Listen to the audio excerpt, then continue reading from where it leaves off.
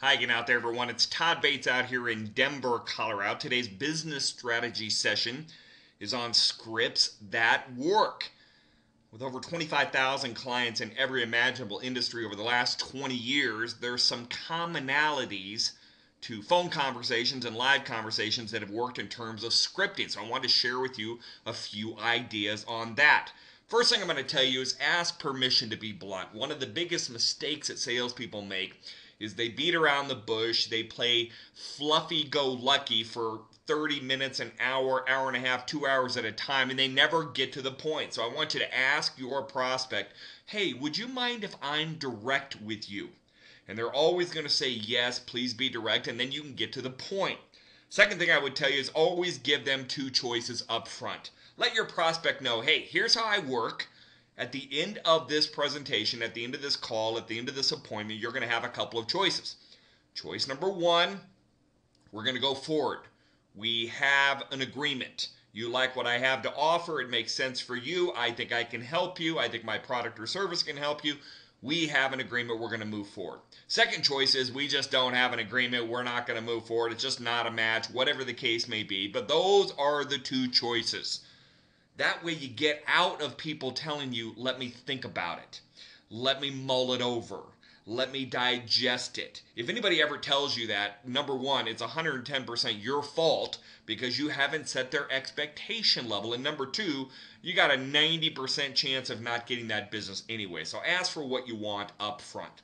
Third thing I would tell you is always offer 3 different options when it comes to the money side of the business. Whatever you're selling, offer them 3 different choices.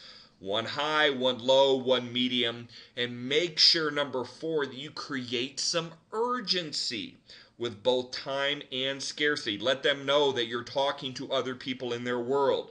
Let them know this is not an unlimited offer. Let them know there is a deadline. Let them know they got to act right now. Let them know that, you don't do this just for fun. You get right to the point. Now, I know some of this sounds extremely harsh, extremely to the point, extremely, right in your face sort of thing. But I guarantee you this, in this type of economic environment, asking for what you want, giving people 2 choices up front, offering them 3 choices when it comes to the money part of the business, and creating some urgency and some scarcity is the only way you're going to get deals done in this type of environment. So manage your fear and jump in a little bit more.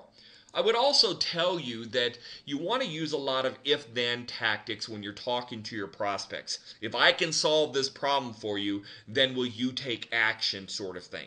I don't care what the if-then is, but you got to get them to commit up front before you go into a 4-hour session on why they need to buy your product or service.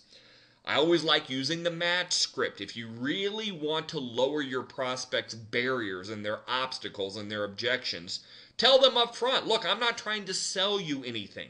I'm just trying to see if we have a match between what I offer, what I do, what services and products I provide, and what you're looking for.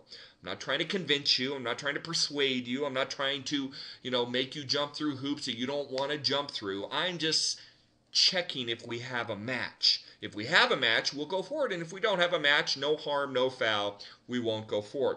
I always like using stop statements up front.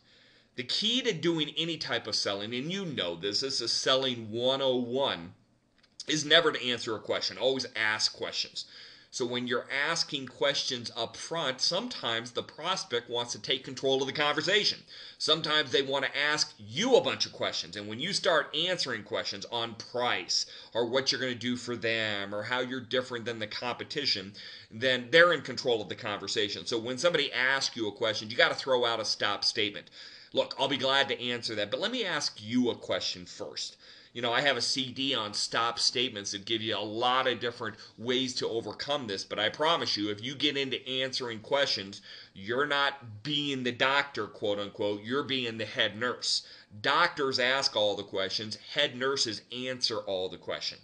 And then the final thing I would tell you when it comes to getting your scripting down is record yourself. Record your conversations, record your phone calls. It'll tell you right away what mistakes you're making.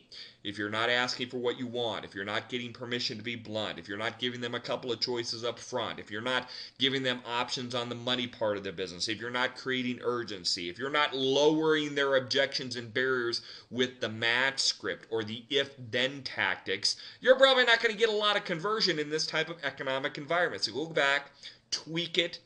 And if you need help with this kind of thing, that's what I've done for the last 20 years, 25,000 clients later.